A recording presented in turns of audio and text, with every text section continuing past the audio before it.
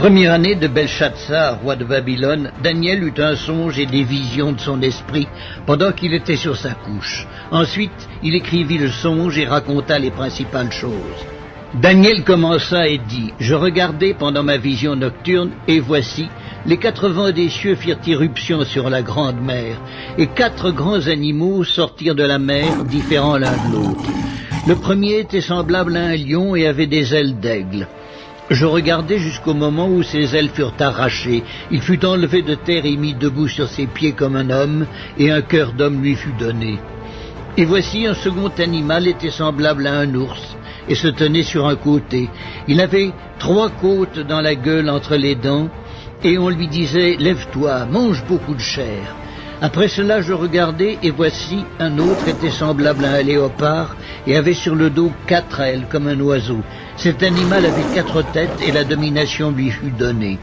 Après cela, je regardai pendant mes visions nocturnes, et voici, il y avait un 4e animal, terrible, épouvantable, et extraordinairement fort. Il avait de grandes dents de fer, il mangeait, brisait, et foulait aux pieds ce qui restait. Il était différent de tous les animaux précédents, et il avait 10 cornes. Je considérai les cornes, et voici, une autre petite corne sortit du milieu d'elle, et 3 des premières cornes furent arrachées devant cette corne. Et voici, elle avait des yeux comme des yeux d'homme, et une bouche qui parlait avec arrogance. Je regardai pendant que l'on plaçait des trônes, et l'ancien des jours s'assit. Son vêtement était blanc comme la neige, et les cheveux de sa tête étaient comme de la laine pure. Son trône était comme des flammes de feu, et les roues comme un feu ardent. Un fleuve de feu coulait et sortait de devant lui. 1000 milliers le servaient, et 10 000 millions se tenaient en sa présence. Les juges s'assirent, et les livres furent ouverts. Je regardai alors à cause des paroles arrogantes que prononçait la corne, et tandis que je regardais, l'animal fut tué et son corps fut anéanti, livré au feu pour être brûlé. Les autres animaux furent dépouillés de leur puissance, mais une prolongation de vie leur fut accordée jusqu'à un certain temps. Je regardai pendant mes visions nocturnes, et voici, sur les nuées des cieux arriva quelqu'un de semblable à un fils de l'homme. Il s'avança vers l'ancien des jours, et on le fit approcher de lui. On lui donna la domination, la gloire et le règne. Et tous les peuples, les nations et les hommes de toutes les langues le servirent. Sa domination est une domination éternelle qui ne passera point, et son règne ne sera jamais détruit. Moi, Daniel, j'eus l'esprit troublé au-dedans de moi, et les visions de ma tête m'effrayèrent. Je m'approchai de l'un de ceux qui étaient là, je lui demandai ce qu'il y avait de vrai dans toutes ces choses. Il me le dit et m'en donna l'explication. Ces 4 grands animaux, ce sont 4 rois qui s'élèveront de la terre. Mais les saints du Très-Haut recevront le royaume, et ils posséderont le royaume éternellement, d'éternité en éternité.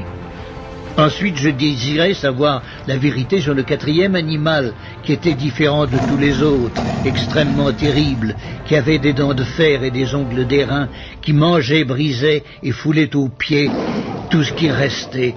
Et sur les 10 cornes qu'il avait à la tête et sur l'autre qui était sortie, et devant laquelle 3 autres étaient tombés, sur cette corne qui avait des yeux, une bouche parlant avec arrogance et une plus grande apparence que les autres, je vis cette corne faire la guerre aux saints et l'emporter sur eux jusqu'au moment où l'ancien des jours vint donner droit aux saints du Très-Haut, et le temps arriva où les saints furent en possession du royaume. Il me parla ainsi. Le 4e animal, c'est un 4e royaume qui existera sur la terre, différent de tous les royaumes, et qui dévorera toute la terre, la foulera et la brisera. Les 10 cornes, ce sont 10 rois qui s'élèveront de ce royaume.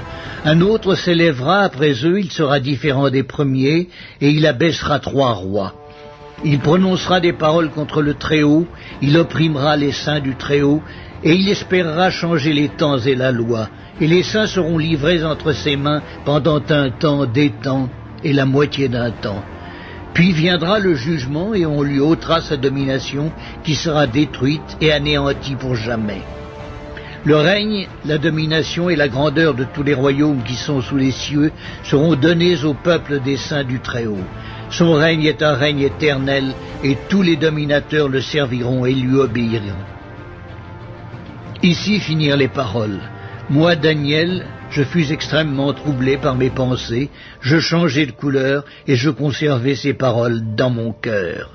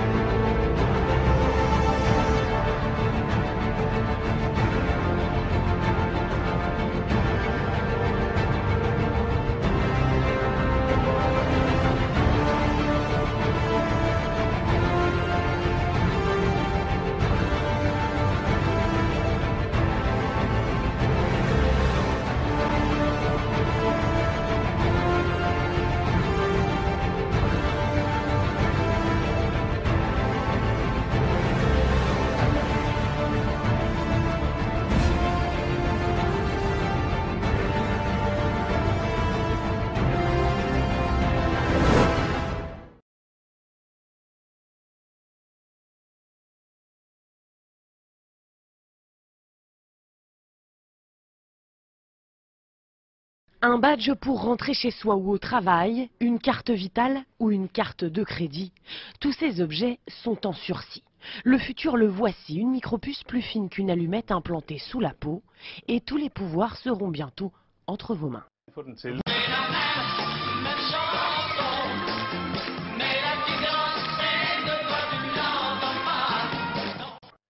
Vous pouvez débloquer votre téléphone, ouvrir votre porte, votre voiture, déclencher votre radio, enfin faire ce que vous voulez. Là, je passe ma main et voilà, la serrure de la porte est ouverte. Les experts voient cette technologie comme l'avenir à court terme.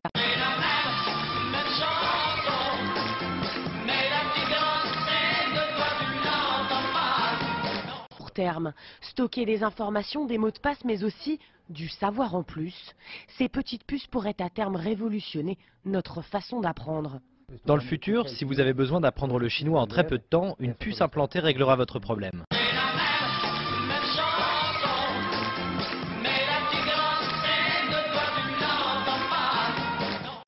Mais le but premier de ces puces est avant tout économique, inciter les consommateurs à acheter plus facilement. Certaines boîtes de nuit utilisent déjà le dispositif, les clients y payent leur consommation d'un revers de main.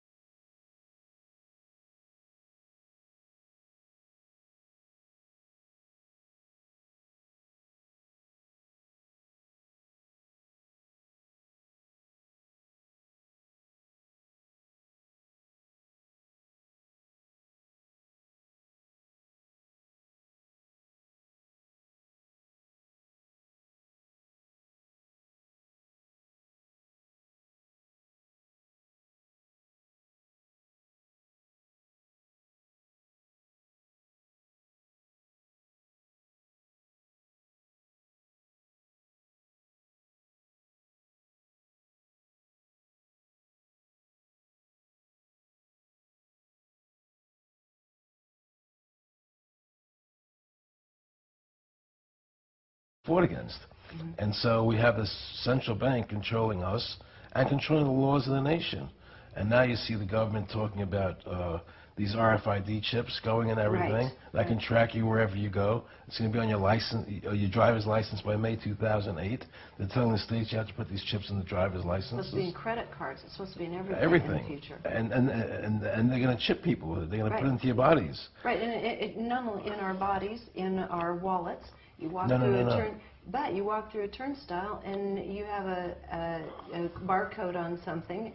The transaction's done. Of course, but I'm saying to you that it goes in stages. First, so you can have it on your driver's license, you can have it on your card, but eventually it's going to end up in your hand. Yes. Right, it's going to end up in your hand. So you're going to have a homing device built into you. Right. They can track you wherever they want to track you, wherever you want. If you have a cell phone or if you have a GPS system in your car, they can do that anyway. They but can. It's just making it a lot easier. Well, I mean, you chip now, you're going to be chipped like a dog. Right. You know, if I don't want to be chipped, I'm not going to be chipped. Right. But the fact is that, you know, you're not going to be able to start your computer or you're not going to be able to have a bank account. And if you're chipped and all money now becomes digitized, they can take the chips out of you whenever they want to. I mean, they can take your money from you whenever they want to. You have no say. And this you owe us this much money. You owe us this much money. And they just take it out of your digits. Right. You know, so so you have no privacy left. Right. You know, I mean, if I don't want to have a cell phone, I can throw it away. If I don't want GPS in my car, I can get rid of it. Right. Once they want to implant you in it, and there's no more money, there's no more cash, and you're in a cashless society, you have to have that chip. And if you want to buy food, right? So, and if you protest like I do, if you fight what they're doing, they can just turn off my chip. I can't even buy food. I can't pay my bills. Right? It's total control. It's slavery. It's slavery. And these central bankers are doing that. And I'm not prepared to allow them to do it. That's why I made this movie. I want people to wake up and know what's really happening in this country and the world. That's what happened in Europe recently. They voted down the European Constitution, right? But they're not stopping.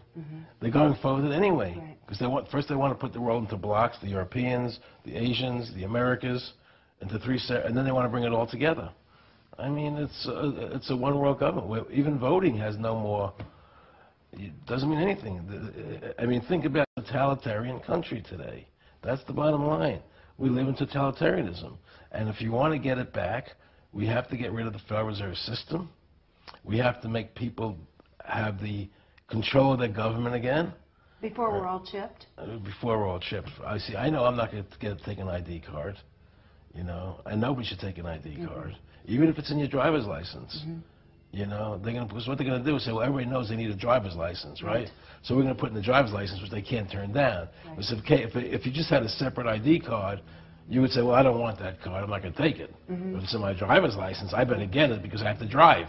So they're very smart people. They put you into situations where you have to take things from them. But even if it's in the driver's license, you shouldn't take it. You know, don't take an ID card. And I'm planning a series of nationwide strikes and revolt against what's happening in the government to wake people up, to shut down the Federal Reserve System, to stop these chips from being employed, you know, and I expect that my movie is going to raise a lot of awareness and activity from people. People start getting involved when they realize what's really happening and how all these central banks of the world are working together.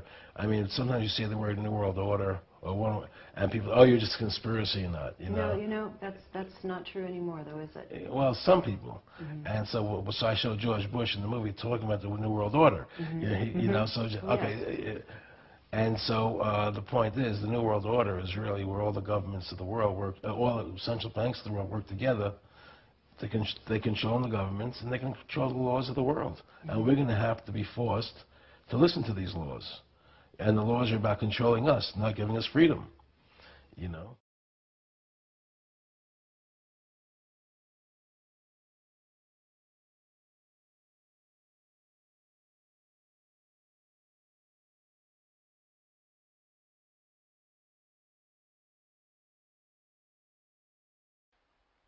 Mesdames et messieurs, bienvenue sur notre plateau. Des études sur les animaux prouvent que les puces RFID peuvent causer des cancers. Le docteur Catherine Albrecht, experte américaine en protection de données, fut interpellé quand un ami lui dit que son bulldog était mort d'un cancer qui était apparu autour de l'endroit où avait été implantée la puce RFID. Dans ses investigations, elle trouva 8 études indiquant que jusqu'à 10% des animaux de laboratoire portant des puces avaient développé des tumeurs malignes autour de celles-ci. Elle dit « Dans certains cas, le cancer a généré des métastases et a souvent conduit à la mort de l'animal. » Case Johnson, médecin pathologiste à la retraite et auteur d'une des études, est convaincu que les puces RFID sont la cause de la tumeur qui se forme toujours autour de l'implant. D'autres chercheurs en cancérologie aussi se montrent très inquiets. Ils soupçonnent que c'est soit une réaction de défense du corps contre l'implant, soit que le rayonnement électromagnétique de la puce stimule directement la dégénérescence des cellules. Si l'implantation de la puce RFID a un impact mortel sur les animaux, alors dans quelle mesure il sera sain et approprié d'implanter des puces RFID sur l'homme? Chers téléspectateurs, les médias nous informeront-ils de ce risque ou resteront-ils muets, comme ils l'ont fait à propos des effets cancérigènes des ondes? Nous vous laissons réfléchir à ces questions et vous disons à très bientôt.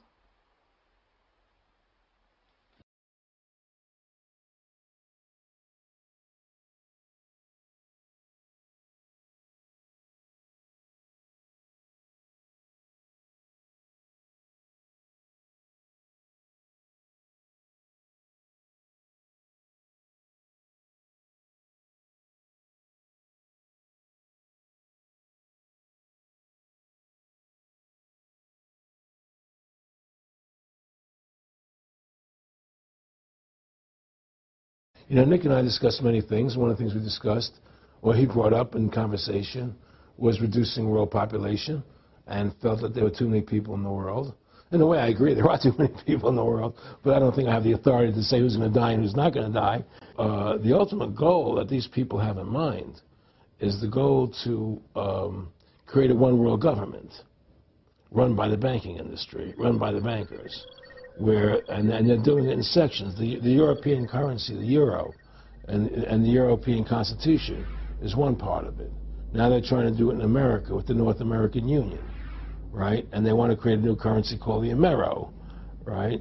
And the whole agenda is to create a one-world government where everybody has an RFID chip implanted in them.